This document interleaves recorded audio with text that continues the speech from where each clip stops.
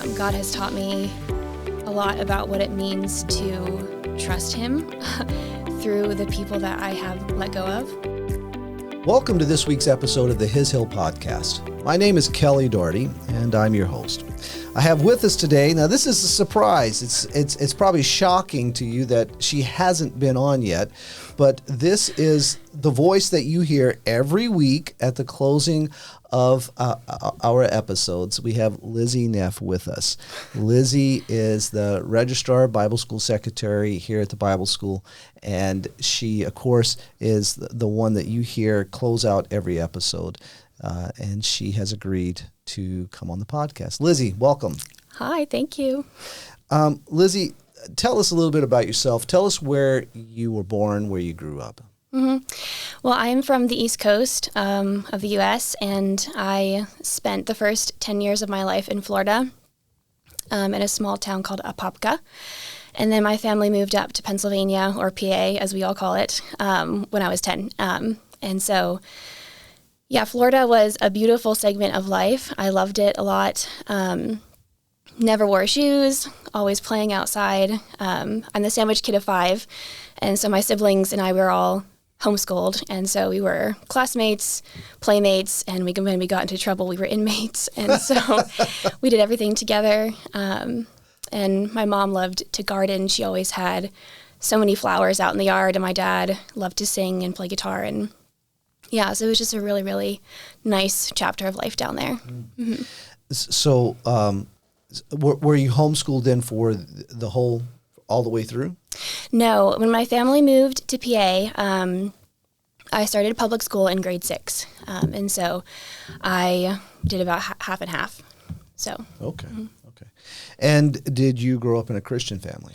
I did, yes. Okay. Yeah. So my parents, they both had very different upbringings as Christians. My mom's side, she's from Massachusetts, so they're all a little bit more vivacious. And my dad's from Lancaster, Pennsylvania, so he's more calm and collected.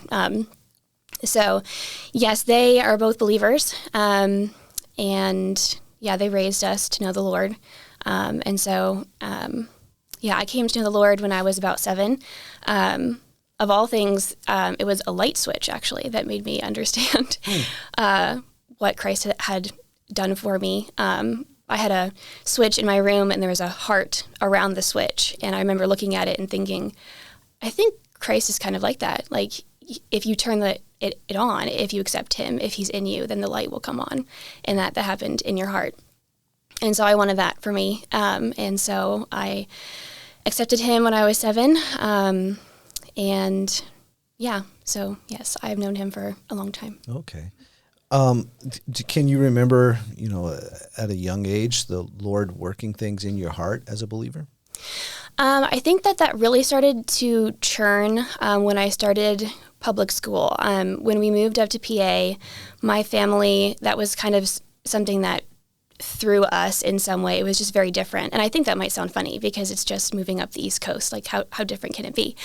But it really changed life a lot. And again, I was 10. And I've always been very, very observant and aware of people. And so as a kid, I had all this grief from losing people in home. And I didn't know what to do with the grief because I could tell that my family was also grieving, especially my mom. And I didn't know where to put that grief. I didn't want to add to what they had. And so I just started to lock it up inside. And as the years went on, and then I started public school, I entered into a whole new realm of complexities. And I felt very, very different from kids my age. I saw things that I considered to be important or valuable, and they didn't seem to see those things. And that really created a huge disconnect between me and my peers. And so I felt very, very lonely. And so I think it was through that loneliness, both at home and at school, that God became real to me. I think He really drew breath then. And I think that Christ can be a lot of different things to us, but I think that He became my friend first. And then I think as life has gone on, He's become a lot more than that. But I first really, really found Him as a friend then. And He really got my attention when I was about, I think, 12 or 13. Okay. And how did that affect, it's practically, how did that affect your relationships at school and with your family? Yeah. At school, I think I would observe a lot, and I would watch kids look at other kids, and they would see a kid with their hood up and they're alone and they're wearing black, and they would think, what a loser. And I look at them and I think, that kid is screaming for help. Like, there's something wrong. And it just was so odd to me that people just didn't seem to see that. And I remember getting to school, and you start to hear a lot of stories about kids that are your age, but the stories they were just so foreign to me, and yet they were real. Their home life wasn't good. They felt unsafe at home, or there were things that they struggled with that I'd never heard of, or I'd only ever heard of and never experienced. And so I think I kind of had two ways of responding to that. One was I felt very alone and invisible, and then a part of me became very, very determined to be the person to those around me that I wish that someone would have been to me, which I guess is kind of like the golden rule. It's just you see a need, and love does. And I just remember thinking, like, I don't know who is loving this kid, but I'm going to. And so I think that God really, really used the loneliness to really instill in me his eyes to see people and then to do something about it. Because I think it's one thing to see it and say, like, oh, that's a shame. But to then actually go and pick the kid for a project or sit next to them on the bus. And that might make you a loser too. But I would imagine it mattered to that kid. And so I think God really, really used that to help me see the value in people a lot. And so I think that he worked a lot more in my heart and in my life at school than he did at home. Because even though my family, I felt more distant from them in a sense. I knew that they cared. I knew that they loved me, and I knew that they knew the truth. And so I was more concerned about the people that didn't have those things. Okay.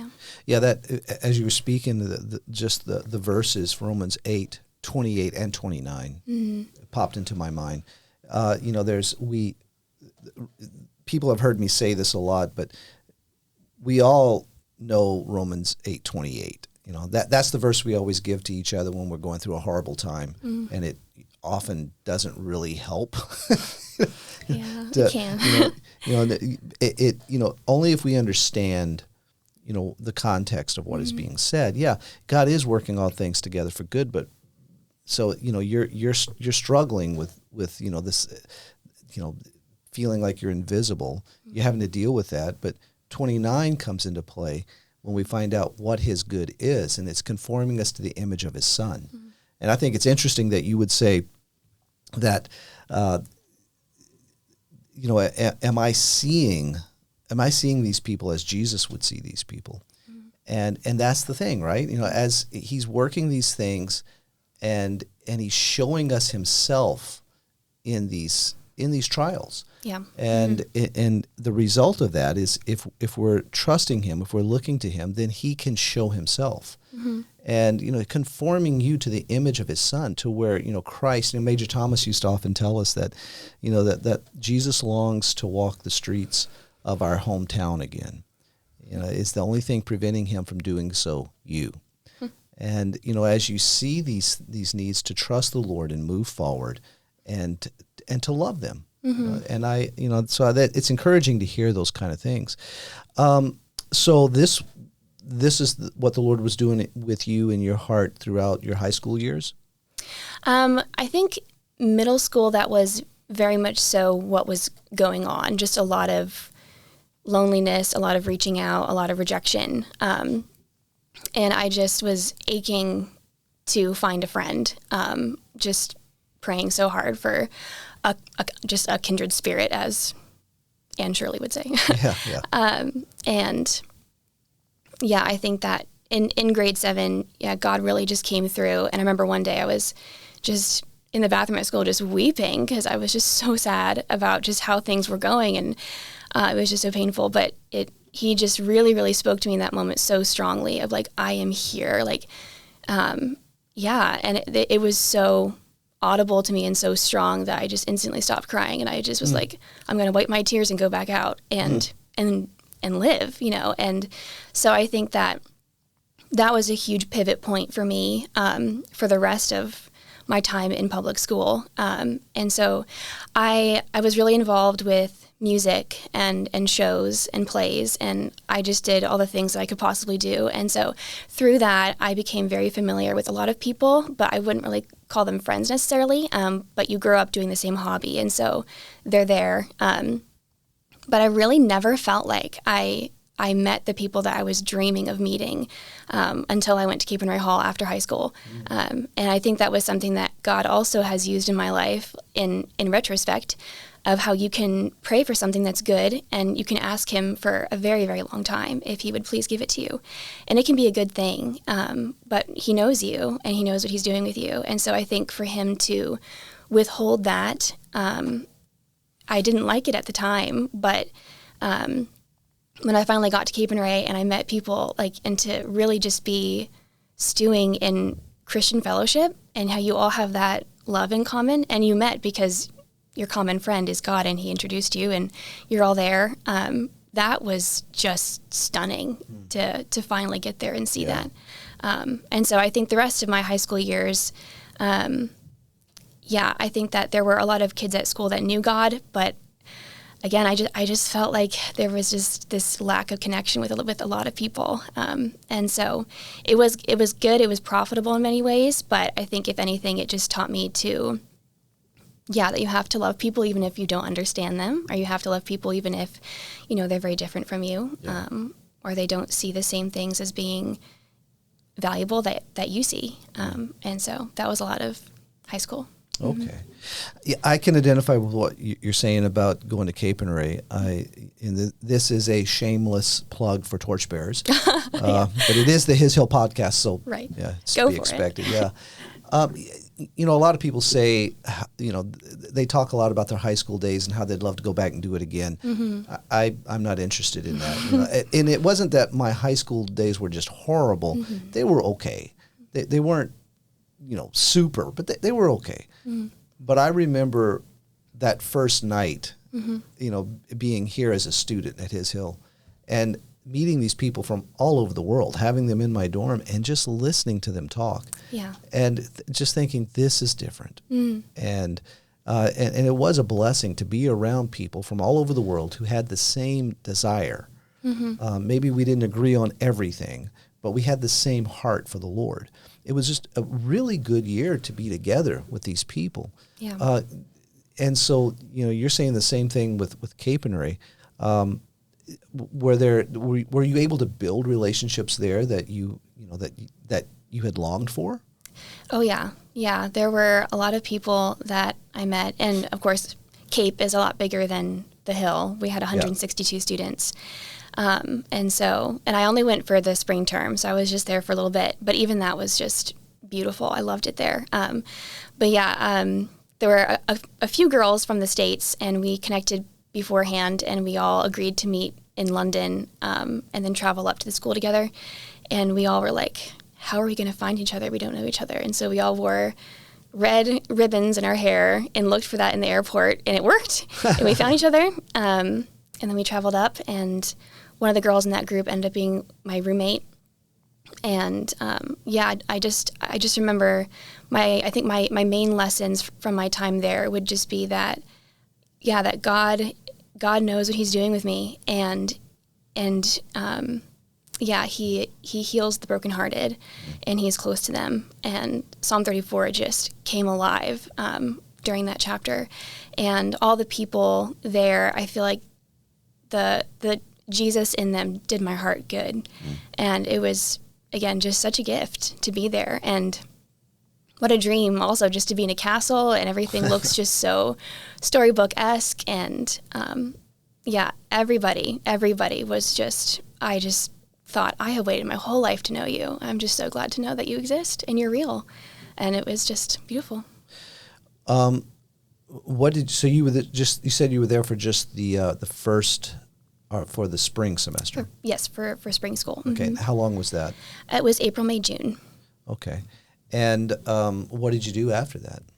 I came back to PA, and I started taking college classes and working at a tea shop. And I think that first year back after Cape, I remember one of the guest speakers at Cape, he was a Brit, and I forget who it was exactly, but I remember him just saying, like, from day one, start from day one. He was like, you have to just stay in the Word, and you have to keep your mind fixed on what is good and right and on Him, and you have to do that from day one. And yeah, I think that was really good advice, because you come home and you step back in time, it feels like, and you haven't done that, but it feels like you've done that. And your audience is there, and they're expecting you to be the same, but also they're expecting you to be different. Mm-hmm. And it's just kind of complicated. But I think to just have that one thing where if you don't know how to make God number one, make Him the hub.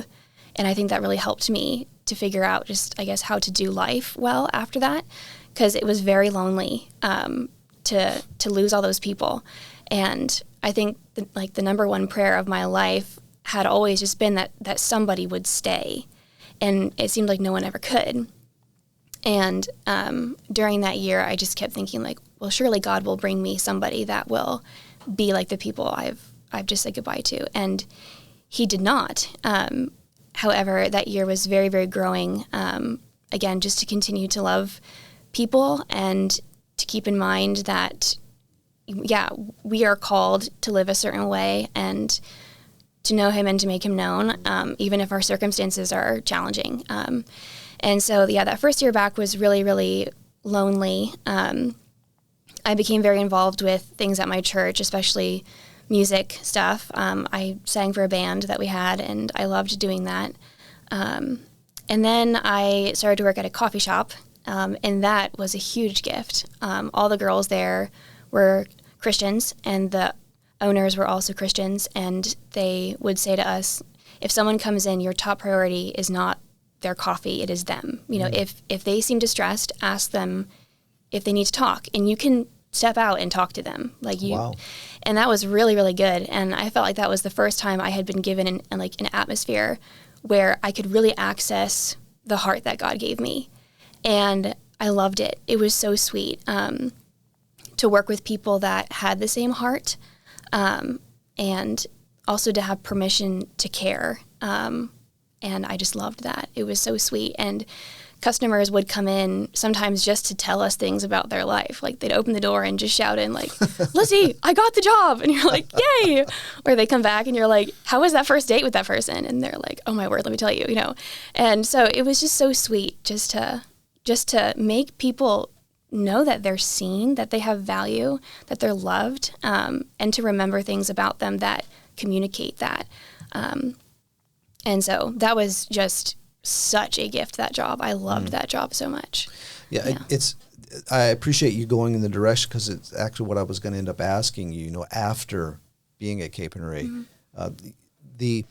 The common thing we hear, and we know about it here at His Hill, and we hear about it from the other centers, that the common thing that our alumni deal with is making that adjustment, going back home. Yeah.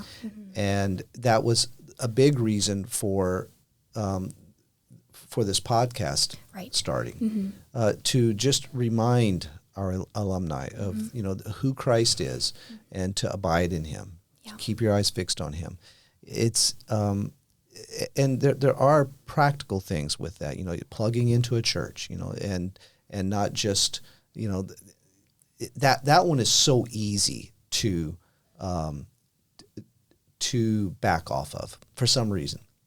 But, whether it is a church where I actually can agree with everything that is said or not, God has given us the church to be with each other because we need each other.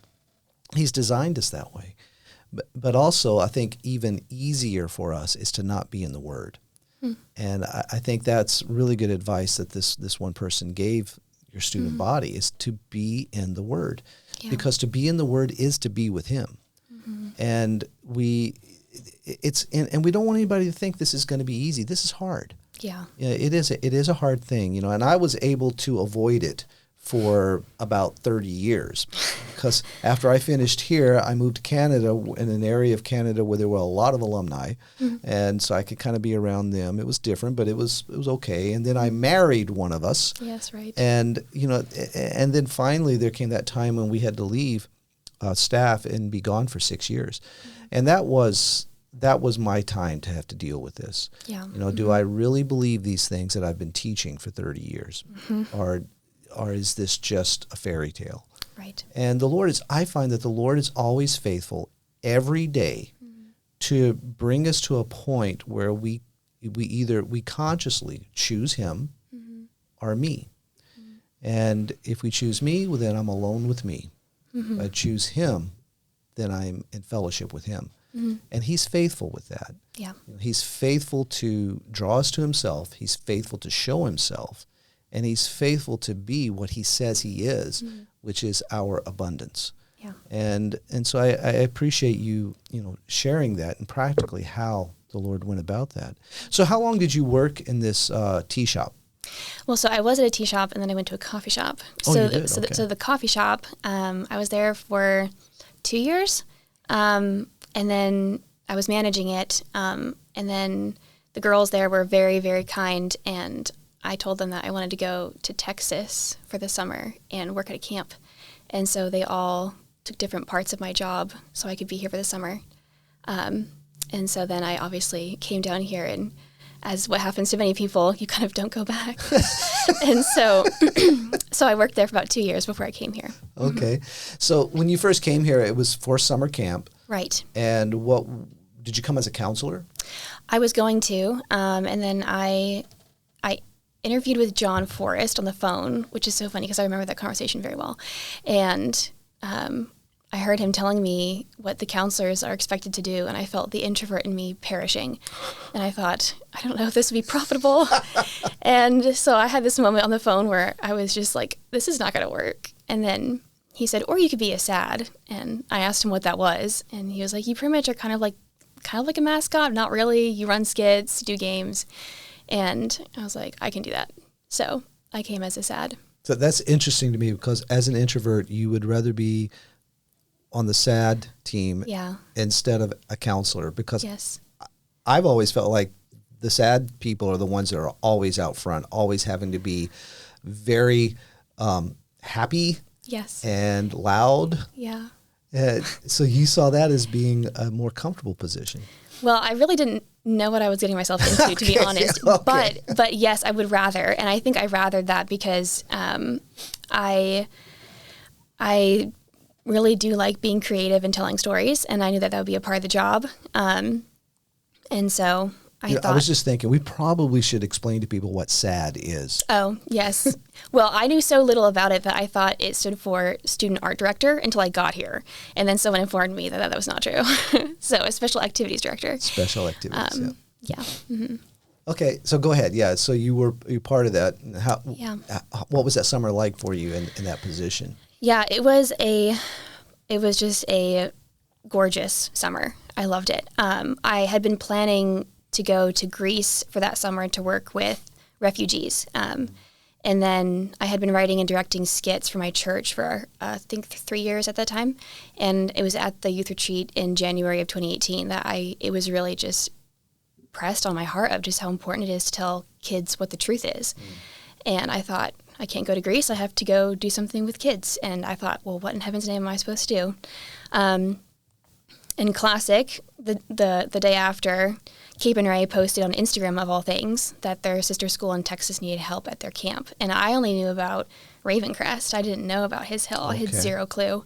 And so I thought, I can trust the heart of Torchbearers, because I think the heart of Torchbearers is always very focused on Christ. And I really, really love that.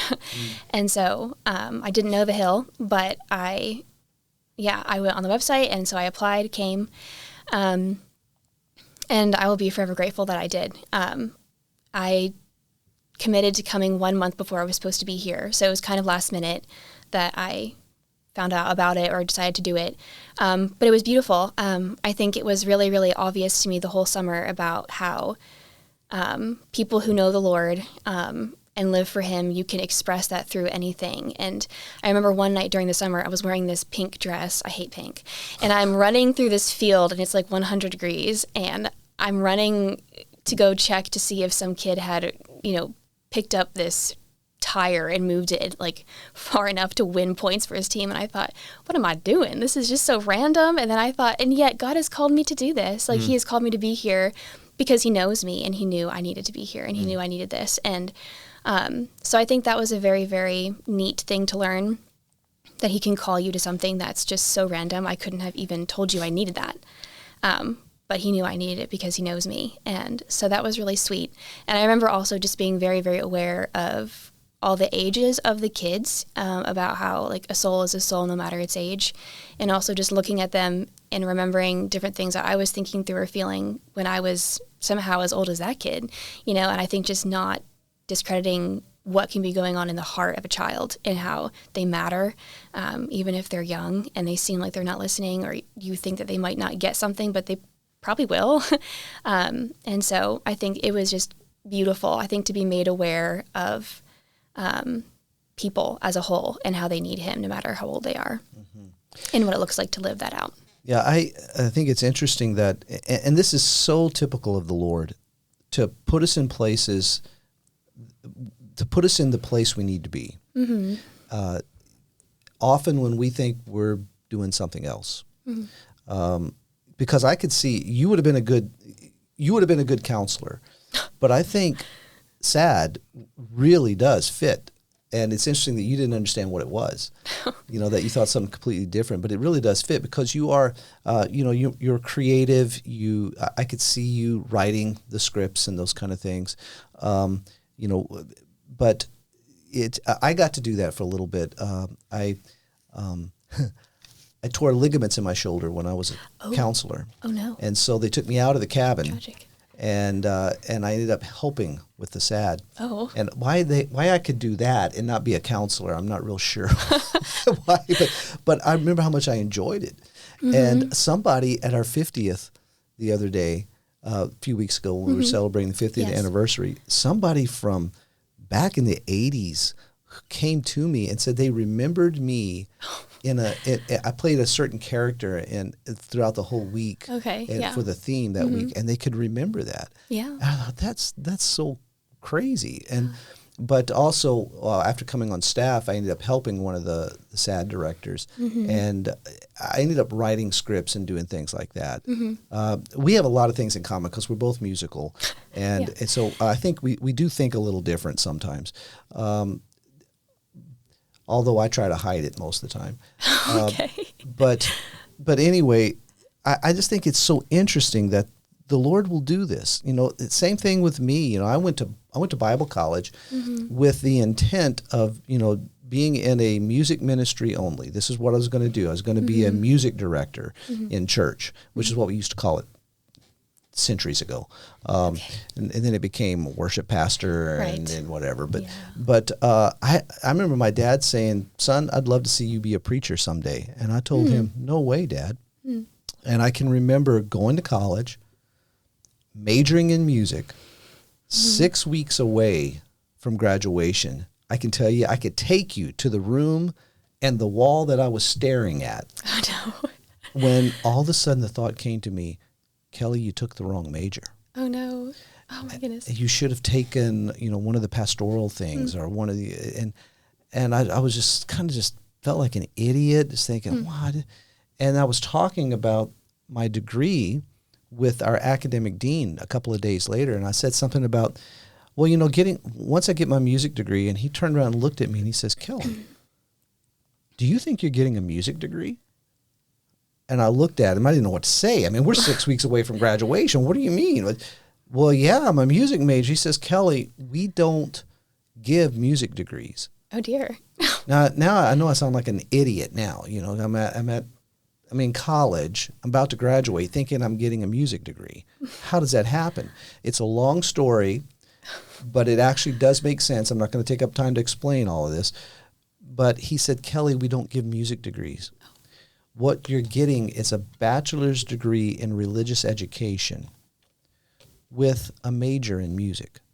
And all of a sudden I realized, I sat there and stared at him and thought to myself, oh, that's why I've taken all these education courses and all these teaching training courses. And, oh, Lord. And actually, the Sonny Westbrook once told me that is a very good degree to have. I have a bachelor's degree in religious education with an emphasis in music. He said, Kelly, there are so many things you can do with that. That's very, that he had never heard of a degree like that. And the Lord actually has done that. He used music to put me into the positions that I've been in, and then in those positions develop the teaching and the preaching. It's just that, only the Lord will do this.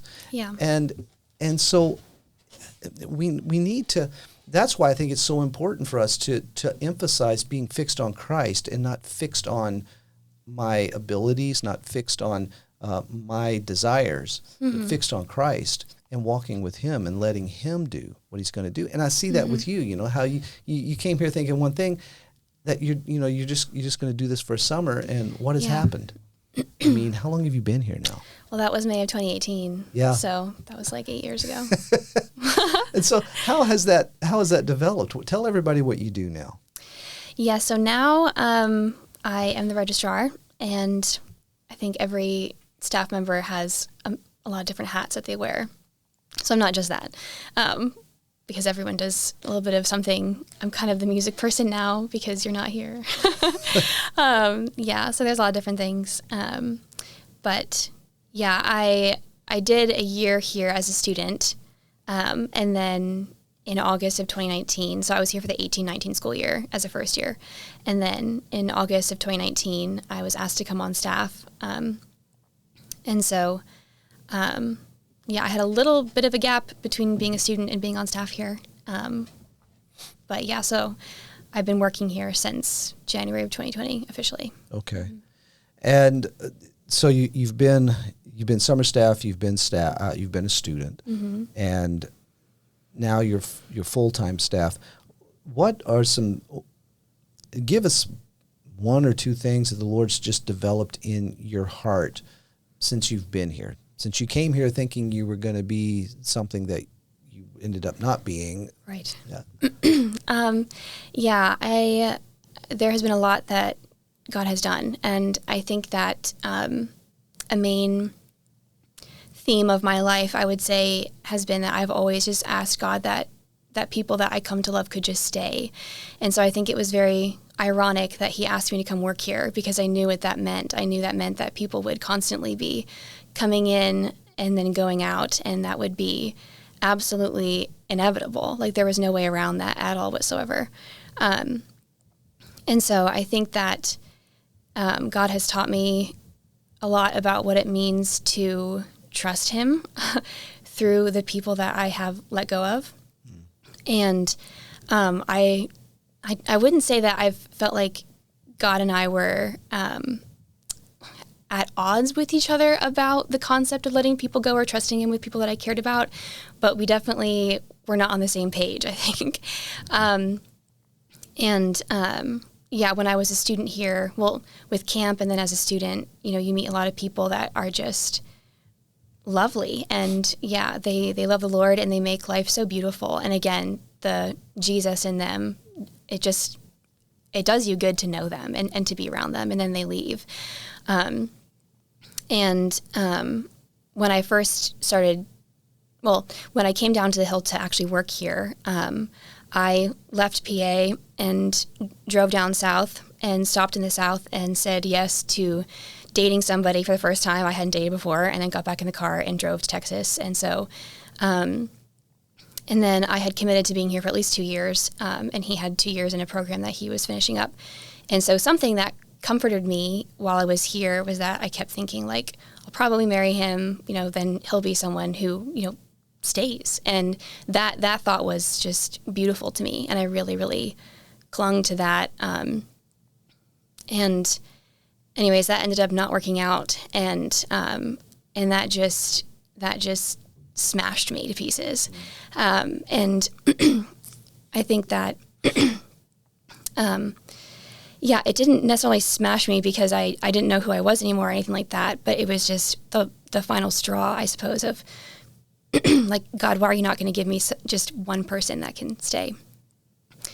And off of that, though, that really, really began about like a 2-year time span where God just used that to really rebuild me.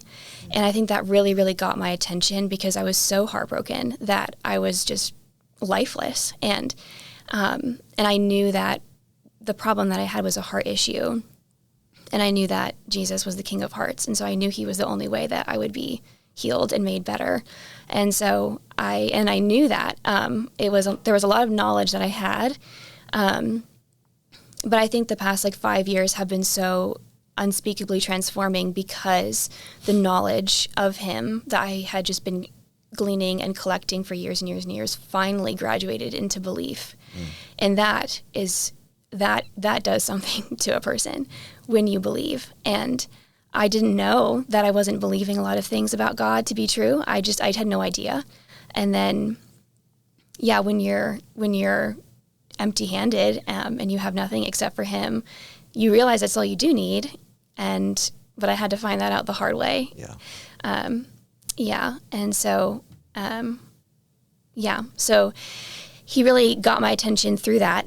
And it was a very tranquil road to walk because I'm a slow learner and I'm a very deep feeler. And so I think it takes me a long time to sift through what I'm thinking and feeling and what's going on and taking truth and looking at it and being like, this is legitimate. I need to live my life like this is real and choosing to do that. And you need small circumstances that come up to let you apply that. And so, yeah, I think for about 2 years, God was just very patient and kind with me and letting me learn things and believe things.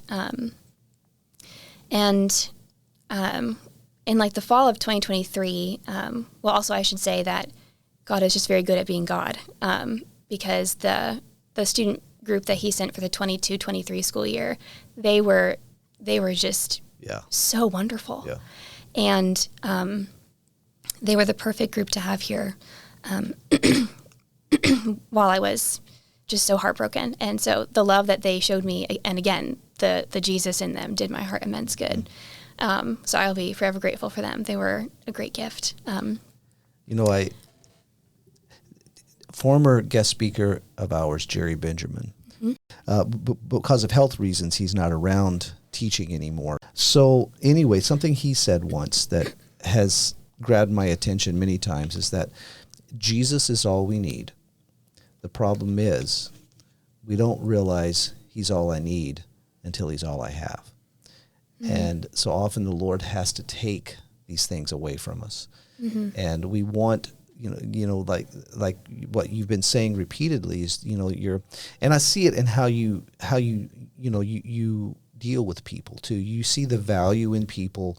You do see people. I think that is your heart's desire. You do see people with the eyes of Jesus, and you do have a desire to love on people, and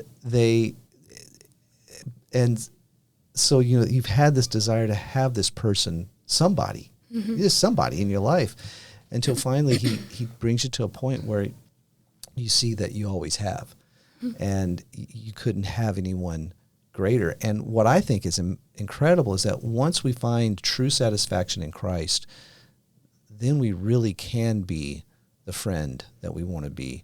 Then the other people the Lord brings into our life really does become profitable and lasting, whether they're physically there or not.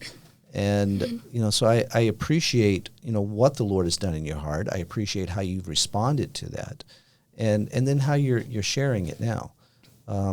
So, excuse me, just wanted to interject that, but you keep going. Yeah. But yeah, so I had learned like all these different things. And then I felt like I had this breakthrough moment in the fall, of 2023. I remember it was like mid-October, and I had a conversation with a friend, and she gave me some truth that that was the last thing I think I needed to finally say, like, I have exited this season, and like, I'm just free. And I don't know if you've ever seen the Secret Garden film, this really old one, but there's this scene where these two kids, they pull down these wooden planks that have been covering this wall of windows in this very sick kid's room. And all this light comes pouring in, and he has to like raise his arms and close his eyes and turn his head because there's just so much light. And he has been in darkness for so long. And then he finally is able to lower his arms and turn his head and open his eyes and look and just take it in. And it was just overwhelming to him how beautiful it was, just to see out and to just be in the light. And that's just what that moment felt like to me. It was just all the truths that I had been picking up the past 2 years. They just clicked. And I just felt so free. It was very, very shortly after that that God sent someone else into my life where knowing them was, it felt like such a gift from God. It felt like a direct gift of seeing me and what I had prayed for and what I had, just talked to God about for so long. It was just such an important person. And to know them was just such a gift. And I didn't really want to get to know the person because I kept thinking, God, what if the same thing happens again with this person that happened before? And the whole time I just felt he was asking me to trust him and to obey and to move forward. And I really felt like he called me into knowing this person. And I think after like maybe 4 months or so, very quickly that person exited life, and I felt very tempted in my confusion to ask God, like, well, why did that happen? Like, you knew that my direct fears from this past thing were at stake here, and yet you still led me into this, and then you took it away, and I don't understand why you've done that. And then shortly after that, it was actually really, really sweet because God is kind with a detailed kindness, is that in the fall, I was making the testimony schedule for the spring semester, and I felt very, very just called to share mine on a very specific date. I thought that was very strange, and I was like, that can't be a thing. Like, surely that's not real. But I really felt like God wanted me to do that, so I did. And it was so ironic because that day came, and so when you're preparing to do that, obviously your whole life and how God has been so faithful and good and kind and just marvelous, that is on your mind because you're preparing to share how he has been that to you and how he has saved you. And so his goodness was very much so on my mind because I was preparing to share.